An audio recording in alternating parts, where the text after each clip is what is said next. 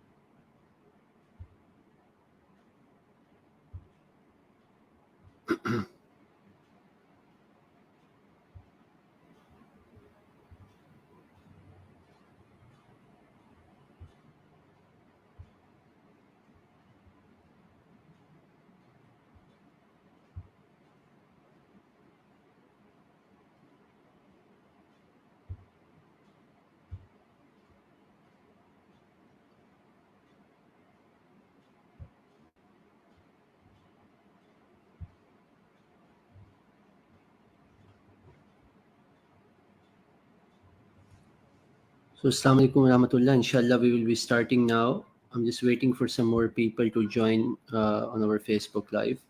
So, I think they are now joined, Zamwanga Jamaat. So, I think I can start now. أشهد أن لا إله إلا الله وحده لا شريك له وأشهد أن محمدا عبده ورسوله أما بعد فأعوذ بالله من الشيطان الرجيم بسم الله الرحمن الرحيم يا أيها الذين آمنوا كتب عليكم الصيام كما كتب على الذين من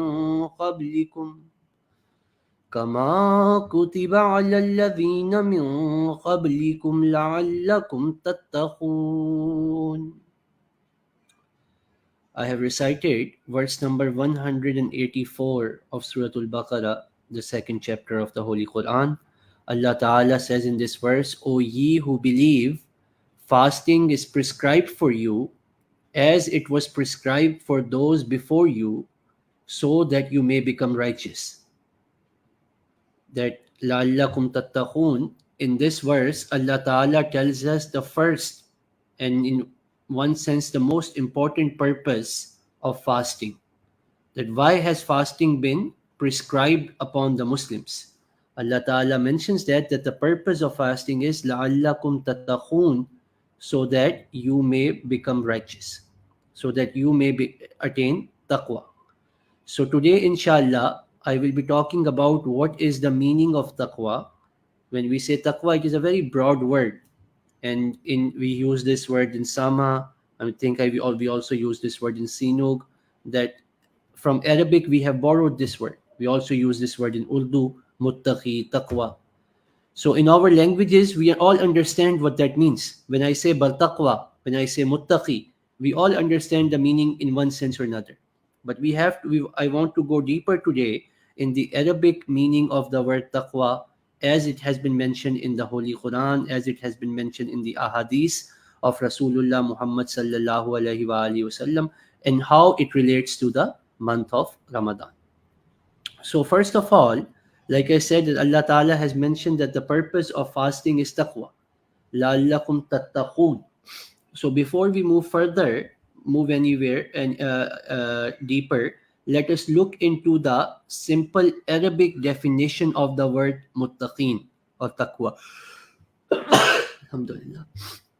Hazrat Muslim Maud Raziyallahu Ta'ala anhu, under the word al-muttaqin, he writes that this word is from the word ittaqa, which is ism file from ittaqa. And ittaqaun is bab ifti'al from waqa. So the root of this word root of taqwa is waw, qaf, ya. So when I looked into the dictionary, especially I looked today in the Mufridatul Quran, which is that of Allama Raghib al-Isfahani, that what is the meaning of this root word waqiya. It is mentioned al-wiqayatu hifzu shay'i mimma yuzihi wa yadurruhu, that to protect yourself, waqiya means to protect yourself from uh, to save someone else from something that might be harmful. That the meaning of word waqiya is to protect someone from harm. So Hazrat Muslim Maud has also mentioned that in Tafsir Kabir that waqa means to save someone else, to protect other people. Whereas ittiqa, from which we get the word muttaqi, from where we get the word taqwa, has the meaning of protecting one's own self. So the meaning of viqaya, the meaning of root word waqiya is protect, and the meaning of taqwa or ittiqa is to protect our own self. That is the meaning of ittiqa. The word viqaya also means a shield. So viqayatun has another meaning of making a shield. So when we say waqiya, we say that we make Allah a shield against something that is bad. So that is the simple uh, Arabic definition of the word waqiya or ittiqa, that the word waqa or waqiya means to protect someone, to shield someone, to safeguard someone. And the word ittiqa, which is bab iftial from waqiya, means to protect ourselves and to make something a shield against something bad. So that is the simple Arabic definition. Allama Raghib, rahimahullah, has mentioned some other definition of this as well, under this word as well. He mentions that summa yusammil khawfu taratun taqwa, that sometimes we translate the word taqwa as fear. You know, in the English Holy Quran, Maulvi Sher Ali Sahib and other, you will see that la'allakum tattaqun, so that you may fear Allah. This is a very common translation in the Arabic Qurans, that taqwa is translated as fear. So Hazrat Imam Raghib Rahmatullah Alayh, in his definition, in his dictionary of the Holy Quran, has mentioned that sometimes it is, this word is called, is translated, the word waqiya is translated as khawf. And he says that the reason for that is that sometimes sabab and musabbab are interchangeable in the Arabic language. That sometimes the cause and effect can be interchanged in the Arabic language, and that is why sometimes fear is called is a translation of taqwa. Meaning, in other words, what I think what Imam Raghib Rahmatullah Alayhi is trying to say, that the fear of Allah leads a person to live a life of taqwa. That is why it is translated as taqwa. Or another definition can be, if we take the opposite, that when a person starts living the life of taqwa, then the person develops a fear of Allah. So either way, we can take it both ways. But Hazrat Imam Raghib Rahmatullah Alayhi has mentioned that the reason the word taqwa is translated as fear is because of muqtazi shay'i bi muqtaziya wal muqtazi bi muqtaza, that cause and effect are sometimes interchanged in the Arabic language. Then he writes that in Sharia, that in the terms, so this is the Arabic definition. Then he writes, in Sharia, when we use the word taqwa as a terminology in the Sharia of Islam, the word has the meaning of protecting yourself from anything that is sinful. And he says not only that, there are many stages of taqwa. And the higher stage of taqwa is not only to protect yourself from sin, but also to protect yourself from such things which may take you towards sin.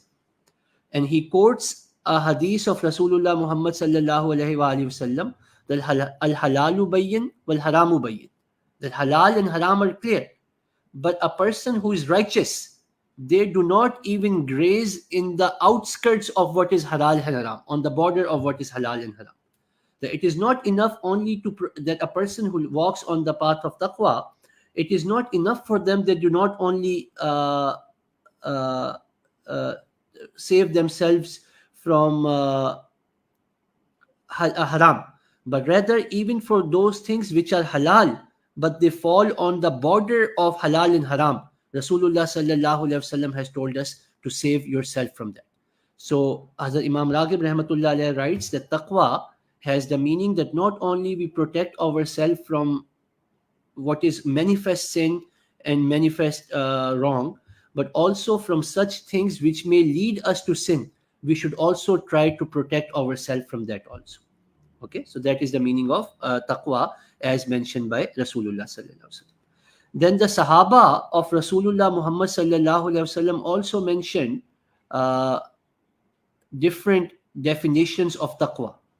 For example, Hazrat it is quoted that Hazrat Abu Huraira, but there, in some other places it is mentioned Hazrat Ubay bin Ka'b. Anyways, Hazrat Muslim Maud Raziyallahu Ta'ala anhu has mentioned that Hazrat Abu Huraira Raziyallahu Ta'ala anhu was asked that what is the meaning of taqwa? And Hazrat Abu Huraira Raziyallahu Ta'ala anhu answered that have you ever walked on a path that is full of mud and thorns? Have you ever walked such a path? And the person replied that yes, I have walked that path. So he said, how do you walk such a path? If you have to walk on a path which is very thorny, full of mud, how do you walk that? So the person said, I have to be very careful so that my clothes don't become dirty, my clothes don't become ripped. So Hazrat Abu Hurairah Raziyallahu Ta'ala anhu answered, that is taqwa. That a person walks through this life with utmost care so that the clothes of his soul do not become dirty or do not become torn by breaking the commandments of Allah. That is taqwa. Just how we can take the example of if you're walking in a quicksand, if you're walking in the water, you have to be very careful. Otherwise, you will drown or your clothes will become ripped. So that is what is taqwa, that not only we save ourselves from manifest sin, what is clear, such as zina, such as qatl, murder, thief, robberies, all of that. These are manifest evils. It does not mean only that, but it means also that we are also, like the hadith of Rasulullah sallallahu alaihi wasallam mentioned, that we do not even graze on the outskirts of such thing. We do not even go to such thing which may lead us to uh,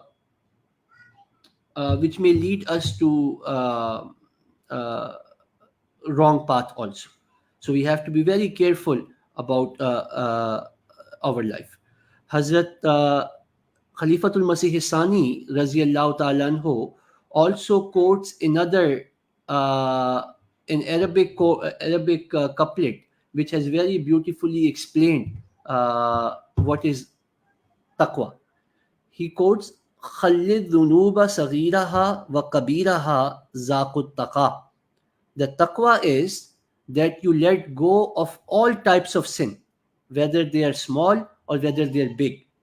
You taqwa is not that you say that okay, I have this bad habit, but this is not really a bad habit. I smoke. Yes, smoking is just a bad habit. It is not haram. It is only saghir. Or I have the habit of cursing. I curse sometimes. That is not a big sin. That is okay. Or I have the habit of combining my prayers without any reason. That is not a big deal. So the Arabic couplet says the taqwa is that khalid dunubu saghiraha wa kabiraha zakut taqa. The taqwa is whether you consider a sin to be small or big, you should leave of that. Wasna kamashin fawqa ardi shauki yahdaru ma yara. And make yourself as if a person who's walking on a very narrow path which is full of thorns. So he has to be very careful. And then la tahkiranna saghiratan innal jibala min al hasa, that do not consider anything to be small. Do not consider any weakness, any sin to be a small sin, because mountains are made out of small stones. Big mountains, they are made out of small stones. So if you consider something big, something small, it is not a big sin. That later that can become into a grave sin. It can become something big in terms of taqwa. Then there are also some narrations of some other Sahaba. They are not really from authentic books of hadith. Some of them are, some of them are not. Anyways, I will share them with you before we move on to the definitions of Hazrat Masih Maud alayhi salatu wasalam. For example, Hazrat Ali Raziyallahu Ta'ala anhu was asked, what is taqwa? And Hazrat Ali Raziyallahu Ta'ala anhu replied that taqwa is to have the fear of Allah always in your heart and to act upon the every teaching of the Holy Quran, and to be happy upon what is less, थोड़ी चीज पर कनात करना, and to always be ready for your death. That is taqwa. That what is taqwa? To always be fearful of Allah, to act upon the teachings of the Quran, to be wal qana'a bil qalil, to be okay, to be happy with little, wal istidad li yawmir rahil, always to be ready for the day when you will have to leave. Hazrat Ibn Abbas radiyallahu ta'ala anhu is quoted to have said, Al-muttaquna humul lazina yuhdaruna min Allahi uquba. That muttaqeen are those people, yahduruna, who are always in the presence of Allah and His punishment. And that is a very good definition. I think a lot of time we wrongly translate this taqwa as the fear of Allah. But the real translation of taqwa is to always have Allah in front of you, to always be in the presence of Allah, huzur of Allah. That is taqwa. And this presence of Allah should save you from committing sin. This presence of Allah should save you from doing anything that is wrong. So that is the meaning of taqwa, that a person should not step outside of the boundaries. A person always thinks that Allah is watching me, and a person is always watchful, always is cognizant that Allah is watching. Then it is mentioned in one of the books of tafsir that taqwa has three but there are many people, some people have broken down into 7, some people have broken down into 3. Anyways, Mullah Ali Qari rahmatullah alayhi writes, Al-muttaqi fil sharia alladhi yaqiya nafsahu tu'ati ma yastahaqqa bihi al-uqubata min failin aw taraka. That sharia, that taqwa is that a person protects himself from doing such actions which may make him which may cause the punishment of Allah upon him. And taqwa has two aspects: letting go of things which are bad and doing things which are good. So taqwa is not only protecting yourself from the bad things, that is also very important. Taqwa does not only mean that you do not do anything bad. Taqwa also means that you do good things. So now I come towards some of the sayings of Hazrat Masih Maud alayhi salatu wasalam in terms of what is taqwa. Hazrat Masih Maud alayhi salatu wasalam has mentioned in different places, various places, about the grammatical makeup of the word taqwa and muttaqi, that the word taqwa is from the word ittiqa, bab iftial, like we mentioned. And Hazur says in bab iftial there is some kind of takalluf, there is some kind of pain, there is some kind of hardship that is part of that. So he said taqwa is the beginning stages of piety. Taqwa has many stages, but the taqwa starts from the very beginning when a person decides to walk on the path of Allah. That's where taqwa starts. And in the beginning, a person has to do the actions of taqwa, do good and stop himself from doing bad things by forcing himself or herself. This is a very important point. So muttaqi is not a person. This is what Hazrat Masih Maud alayhi salam is explaining. The muttaqi is not a person who is automatically doing good things. That is not who is a muttaqi. A righteous person, a muttaqi, in the beginning stages is the person who has to fight against his nafs, who has to do tasanno and takalluf, that he has to carry something heavy and he has to pretend to walk on the path of righteousness.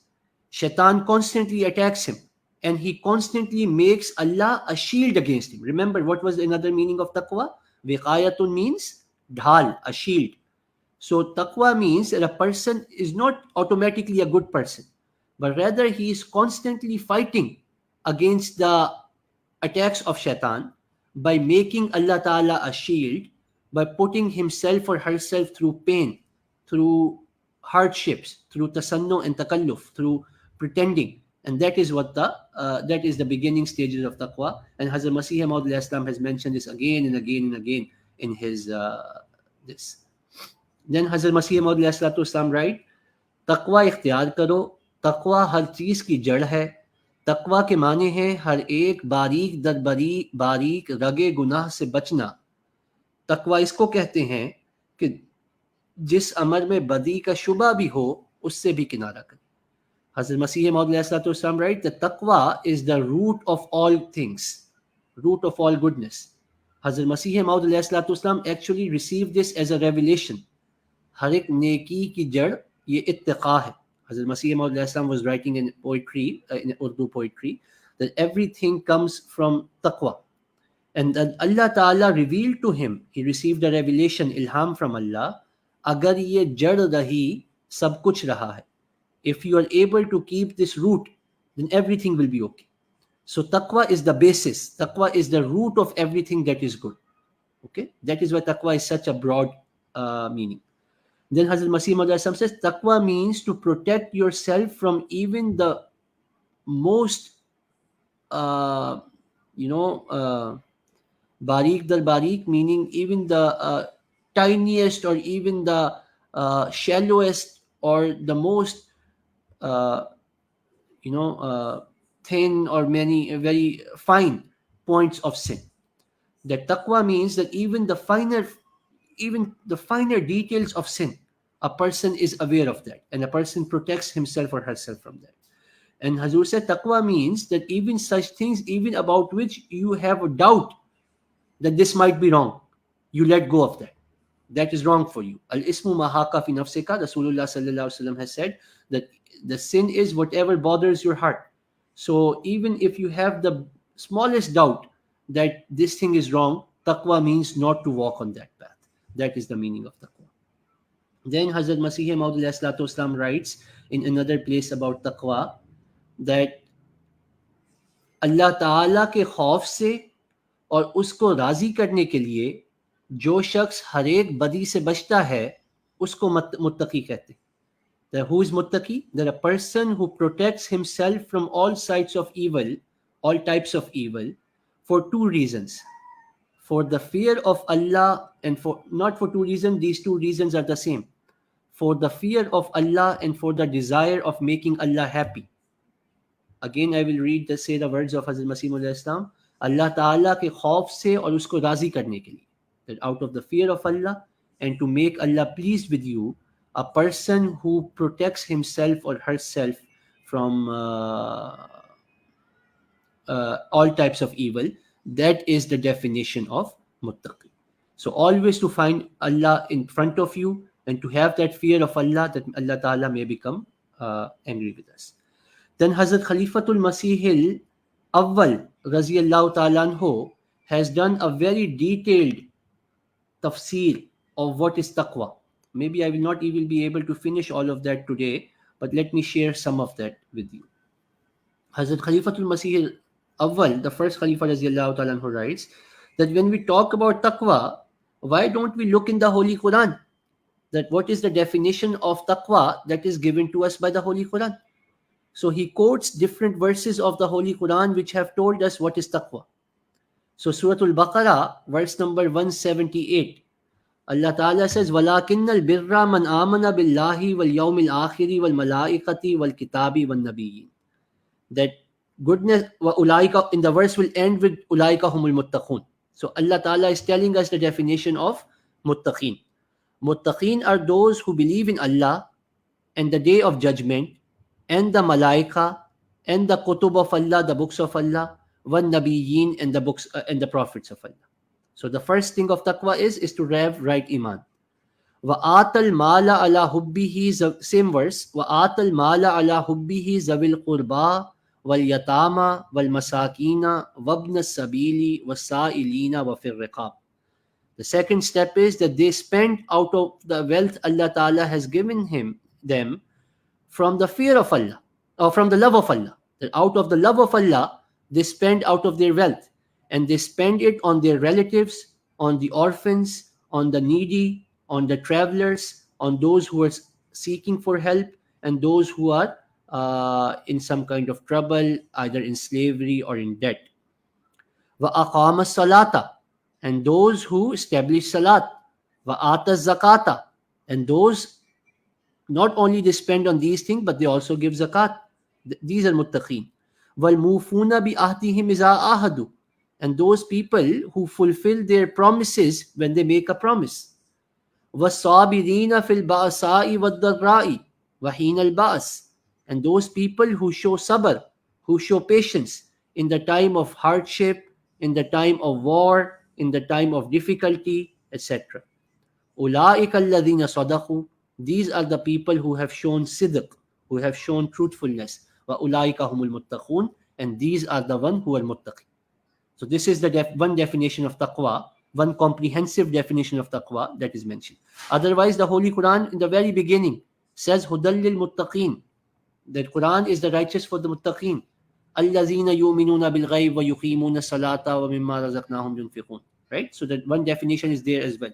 But Hazrat Khalifatul Masih al-Awwal has chosen some comprehensive definition that cover all of the others as well, so as not to quote every single verse where muttaqin are mentioned. Then the second one is وَالَّذِي جَاءَ بِالصِّدْقِ وَصَدَّقَ بِهِ أُولَٰئِكَ هُمُ الْمُتَّقُونَ, that the truthful are those who speak the truth and they testify to the truth. They are muttaqi. Then Allah Ta'ala says in another verse in Surah Ali Imran 134 to 136, Uiddat lil muttaqeen, that Jannah is prepared for muttaqeen. Who are muttaqeen?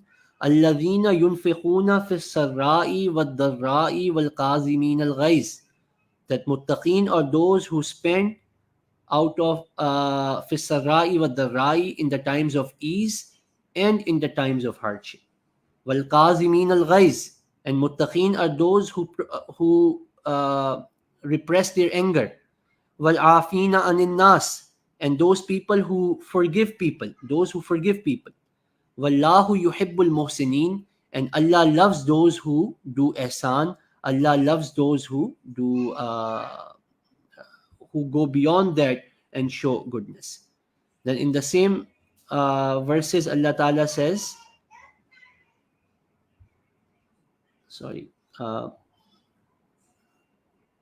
Walladina, and another definition of muttaqeen, same verses, Ali Imran 134 to 136. Walladina iza fa'alu fahishatan, and those when they do something fahisha, when they do an open transgression, indecency, open indecency, aw zalamu anfusahum, or they wrong themselves, zakarullaha, they remember Allah. Now notice, like what Hazrat Masih Maud had mentioned, that muttaqi is from the word ittiqa, and it has the meaning of a person forcing himself to do good. Muttaqi is not a person who is automatically good. Muttaqi is a person who has to strive, who has to work hard to do good. So in these verses, Allah Ta'ala is mentioned that muttaqin are those who commit sin. That iza fa'alu fahishatan, that a person can be a muttaqi even if they do fahisha. And a muttaqi can even be a person even if zalamu anfusahum, that even if they do open indecency, even if they do wrong against themselves, they transgress against themselves, even then a person can be a muttaqi, can have taqwa. But how? If as soon as they do these things, zakarullaha, they remember Allah, fastaghfaru li zunubihim, that if they commit a sin, that the definition of muttaqi according to Quran is not a person who does not commit any sin whatsoever. The definition is that when a person commits a sin, he remembers Allah and he does istighfar. He seeks forgiveness from Allah for his sins. وَمَنْ يَغْفِرُ لِلذُّنُوبِ إِلَّا اللَّهُ, and who can forgive sins except for Allah. وَلَمْ يُسِرُّوا عَلَى مَا فَعَلُوا وَهُمْ يَعْلَمُونَ, and the definition of muttaqi is that those who commit sin, but walam yusirru, they do not do israr, they do not continue to commit that sin. They do not say, they're not repeating that sin again and again. They are not saying that no matter what happened, we will commit that sin. We will see what we will do istighfar afterwards. Walam yusirru.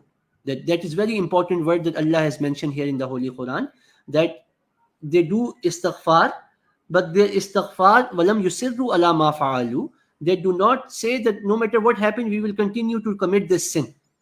And then we will do istighfar. That is not taqwa. Taqwa is that if they make a mistake, they do istighfar and they do not do israr upon that. Then, sorry, my battery is dying, so let me just put the charger on.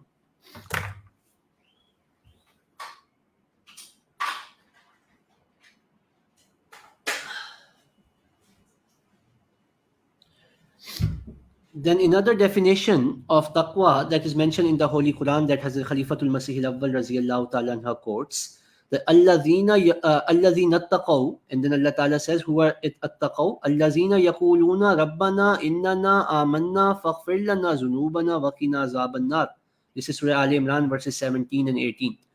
That those muttaqi, righteous people, are those that they say, O our Lord, innana amanna, surely we have believed, faghfir lana, so forgive zunubana, so forgive our sins, waqina azaban nar, and save us from the hellfire. So istighfar is a quality of taqwa, meaning these people, it's not that they do not commit sin, rather even if they commit sin, they continue to ask Allah for forgiveness. So the time is up already because I want to leave 15 minutes for question answer, but so far I have no questions received. So if there are any questions, you can leave them by ask them by leaving a comment on under this stream. In the meantime, I will continue and finish this topic. Then as-sabirina was-sadiqina wal-qanitina wal-munfiqina wal-mustaghfirina bil-ashar. The muttaqin are those people who show patience and who show truthfulness. Wal-qanitin, and those people who are always inclined towards Allah. Wal-munfiqina, and those people who spend out of what Allah Ta'ala has given them. Wal-mustaghfirina bil-ashar, and those who seek the forgiveness of Allah in the morning. Then in another place, Allah Ta'ala gives the definition of taqwa, who are muttaqeen, alladhina yakhshawna rabbahum bil ghaib. Very beautiful definition of taqwa. That muttaqeen are those people, yakhshawna rabbahum bil ghaibi wa hum anis sa'ati mushfiqun. Very, very beautiful definition of taqwa that is mentioned in the Holy Quran. That muttaqeen are those people who have the fear of Allah in their hearts in ghaib. When no one is watching them, even then they have the fear of Allah. So that is taqwa. And then they are always fearful of the day of judgment. So this tells you how taqwa can be produced in our hearts. Taqwa comes from where? Taqwa comes from the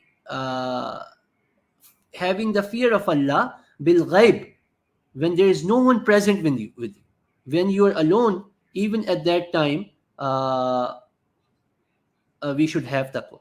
So I will stop here because there are already some questions, and I will continue this topic of taqwa tomorrow as well, because I think this is a very important taqwa topic, and I have still not yet talked about how the topic of how Ramadan leads us to taqwa. So we are still discussing the different definitions of taqwa. So I hope that this is a beneficial dars for you, because taqwa is, like I said, is the beginning stages, and the purpose of fasting is to lead us towards taqwa. One sentence I will say, and then I will start answering the 2 questions I have received, and then if you have more questions, you can leave them also. Ramadan leads us to taqwa simply by teaching us this lesson, that if in the month of Ramadan we are willing to let go of what is halal upon us, what is Allah has allowed to us, water, food, having relationship with our spouses, all of these things are halal. But while we are fasting, we do not do any of that. We do not eat, we do not drink, and we do not have relationships with our spouses while we are fasting. So if we are willing to let go of what is halal upon the command of Allah, then how can we even go near haram against the command of Allah? So if we can understand this philosophy of Ramadan, it will tie with the philosophy of taqwa also. But inshallah, there are so many other points about taqwa that I want to share with you. I have not yet finished the quotation of Hazrat Khalifatul Masih al-Awwal also. So inshallah, I can discuss that in tomorrow's dars at 5 o'clock. So three questions. First one is from Tuan Abdul Wahab, our brother from Manila, our member from Manila. He asks, Salam, is it allowed for the Ahmadis to eat iftar with other sects of Islam within their masjid? Yes, absolutely. You can eat iftar with other brothers, non-Ahmadi Muslim brothers in their masjid. You can eat iftar with Ahmadis, non-Ahmadis, Ahmadis, even with not Muslim. You can invite them to the masjid and have iftar with them. I think your question is, you have asked this question maybe because there is a prohibition in Jamaat in leading, offering salat behind a non-Ahmadi imam. So it must be clear that the prohibition is only for that. There is nothing wrong with even praying in a non-Ahmadi masjid. You can go to a non-Ahmadi masjid and you can pray on your own. There is nothing wrong with that. The only thing which has been prohibited by the Hazrat Masih Maud Islam, according to the command of Allah, is praying behind, meaning Allah told him that prohibit your followers from doing this, is that we do not pray behind non-Ahmadi imams. And it does not have to be in masjid. Even if they are in a home, we will not pray non-Ahmadi imam. Our imam, wa imamukum minkum, our imam must be an Ahmadi. Other than that, yes, you can go to a non-Ahmadi masjid, you can open iftar with them, you can eat with them, you can drink with them. There is nothing wrong with that. It is a source of goodness. We invite, Jamaat has many programs where we invite Christians, non-Muslims, and then Muslims from other sect to our masajid, and we open fasting with them. So yes, there is absolutely nothing wrong with that. Second question is from Tuan Nuruddin Razari, our Muslims from Seminole. He asks, Assalamu alaikum wa rahmatullah, regarding Salatul Witr, I already forgot. If we already Salat Witr in Taraweeh, we can still pray Witr in Tahajjud time. I will discuss this in more detail in one of my durus where I will talk about Tahajjud and Taraweeh. But to answer your question, there are different understandings about this. Meaning some ulama believe one thing, other ulama believe another thing. And all of these ulama, they take their practice back to the Sahaba of Rasulullah sallallahu alaihi wasallam. So in terms of Rasulullah sallallahu alaihi wasallam, he always offered witr at the time of tahajjud. But in terms of Sahaba, it is mentioned that some Sahaba used to offer witr at night time with Isha. And that is your question. If you have offered witr with your Taraweeh at Isha time, should you offer it again or not? So there are different schools of thought. Some people think that it should be done. Some people say it should not be done. Both are valid, but the priority view in our understanding, in the understanding of the Jamaat, is that if you have offered witr at night time, there is no need for you to offer witr again. The purpose of the witr is to make salat odd. Inna Allaha witrun yuhibbul witr. That Allah is odd, Allah is one, and He loves what is odd, what is one, what is in odd numbers, not in even numbers. So our Maghrib Salat makes our farz into odd. 2 for Fajr, 4 for Zuhr, 6, 4 for Asr, 10, 4 for Isha, 14. So the 3 of Maghrib make it 17. It becomes odd. Same way our Sunnah and Nawafil are offered in sets of 2 or 4 in even number. So our Witr make them odd. Our Sunnah and Nawafil are made odd by our Witr Salah. So those people, so you cannot have 2 Witr. You cannot have 3 and 3 because 3 and 3 is 6. It is not Witr anymore. The word Witr means odd. Right? The literal meaning of the word witr, witrun, is odd number, 1, 3, 5, 7. So if you offer 2 witr, 3 times Taraweeh, 3 times Tahajjud, that becomes 6. So it is not witr anymore. It is even now. Right? It is shufa. So it is not witr anymore. So some people say that to make it witr, what you can do is offer 1 rakat in the morning. So the light that what you offer in the 3 with Taraweeh time, you pray 1 rakat, it becomes 4, and then you can offer your Taraweeh and Tahajjud and then witr. But that is not it. The preferred method according to Jamaat. Like I said, there are ulama, scholars of different schools of thought who believe that is possible, and they quote Sahaba The Sahaba used to practice this, but we do not follow this because of various reasons. For example, there is no hadith where Rasulullah sallallahu alaihi wasallam ever offered one rakat alone, other than time of witr, right? So there is no practice of three and one, so that is wrong. Secondly, in between the witr of Isha or Taraweeh and the one rakat of Tahajjud, in between you have gone to sleep, maybe you have gone to washroom, maybe you have relationship with your spouses. So how can you consider that to be the same rakat? So the preferred method is that if you have offered witr at the time of Isha, then there or Taraweeh, then there is no need for you to repeat your witr again in the morning. Some people say the reason people think it is necessary is because Rasulullah sallallahu alaihi wasallam has said that make witr the last prayer of your day, and it is true. But if a person is doubtful that he will not be able to wake up for tahajjud, then in that sense he can offer it at the time of Isha, and the preferred method is not to repeat it. If you have already offered it at night time, no need to repeat it. I can discuss it more at the time when we discuss Tarawih.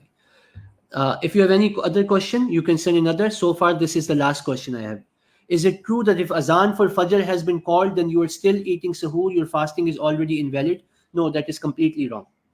Uh, if the azan for Fajr is called and you're still eating, you should finish whatever is in front of you or whatever is in your hand as soon as possible, or whatever is in your mouth as soon as possible, and you should be done with that. There are many ahadith of Rasulullah sallallahu alaihi wasallam. There are many sayings of Hazrat Masih Maud alayhi salatu wasalam which highlight this point. For example, Rasulullah sallallahu alaihi wasallam said that you should delay your suhoor and you should be quick in offering your iftar. Meaning iftar should be offered as soon as possible and suhoor should be delayed to the last second, right? To the last second of dawn, meaning the time of Fajr. So we can delay it. Hazrat Masih Maud alayhi salatu wasalam was asked this question, and Hazrat Masih Maud at various points, and Hazrat Masih Maud alayhi salatu wasalam said, no, that is not true. So one time someone asked Hazrat Masih Maud alayhi salatu wasalam that I was eating at home and I did not realize what time it was. By the time I finished eating, I realized that it is already daylight. So is my fasting still valid? Hazrat Masih Maud said, yes, it is still valid, no problem. So we should not unnecessarily delay our fasting when the Fajr azan is called. But while you're eating, and if the Fajr azan is called, you can finish what is in your mouth. You can finish, if you have something small in front of you, you can finish that. If you have not yet drink water, you can drink that. There is nothing wrong. Another reason for that is that the timing for Fajr is not 100% accurate. Different websites, different methods of calculation will give you different times of Fajr. Shia brothers, they will have Fajr at a different time according to Fiqh Jafriya.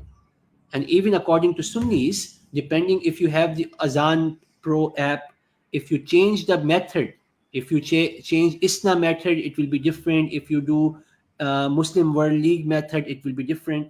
So there will be some 1 to 2 minute, 3 minute, 4 minutes, sometimes even 10-minute difference according to the time of Fajr Azan, according to different people. In the Holy Quran, Allah Ta'ala has said that you should eat until the thread, the white thread becomes differentiated from the black thread. So Allah Ta'ala has mentioned in the verses of fasting that a person should continue to eat until the black thread becomes, I will read the Arabic. وَكُلُوا وَاشْرَبُوا حَتَّى يَتَبَيَّنَ لَكُمُ الْخَيْطُ الْأَبْيَضُ مِنَ الْخَيْطِ الْأَسْوَدِ مِنَ الْفَجْرِ. Allah Ta'ala says, what is the time of suhoor? You may and eat and drink until the white thread becomes distinct to you from the black thread of the dawn. There is a hadith in Bukhari that some Sahaba of Rasulullah sallallahu alaihi wasallam, when this verse was revealed, they went outside and they put white thread and black thread on the ground. And they said, is there enough light to see difference between white and black thread? And Rasulullah sallallahu alaihi wasallam, when he heard about this, he said, that is not the meaning of this ayah. The meaning of this ayah is that when the darkness of night becomes separate from the light of day, You can differentiate that. Look, if you go out early in the morning time of suhoor, you can see two different streaks. There's a black streak and a light streak in the sky. That is the meaning of the khayt al-abyad min al-khayt al-aswad, that the white thread from the black thread. So what is that time when the white and black becomes differentiated? Different people have different methods of calculating. In the terms of scientific terminology, it is called astronomical twilight, or according to, or nautical twilight, which is a different phenomena, etc. Right? So there is 1 or 2 minute difference. But the simple answer to your question is that if the time of Fajr is there and you're eating, your salat, your fast is not invalid. Whatever you're eating, whatever you have in your mouth, whatever you have in your hand, you can finish that, no problem. You should not take it long, knowingly that okay, I can keep on eating for another 5 minutes, 10 minutes. That is wrong. But whatever is in your mouth, in your hand, you can finish that. If you have not yet drink water, you can drink your water, no problem with that. And then you can start your fast. Your fast will still be valid, inshallah. So Jazakumullah ta'ala asin al. Those are the questions I had received today. Again, we will be live tomorrow from 5 to 5:45 through Facebook Live and through Google Meet and through StreamYard. You can join through any of those channels. I pray that may Allah Ta'ala enable us to live our lives in accordance to the teachings of the Holy Quran. Whatever we have discussed today about taqwa, that is the message of fasting, that is the message of Ramadan. So we should try to live our lives in accordance to that. May Allah Ta'ala enable me and enable all of us to do so. Ameen. Allahumma ameen. Allahumma salli ala Muhammadin wa ala ali Muhammad wa barik wa sallim innaka hamidun majid. Assalamu alaikum wa rahmatullah.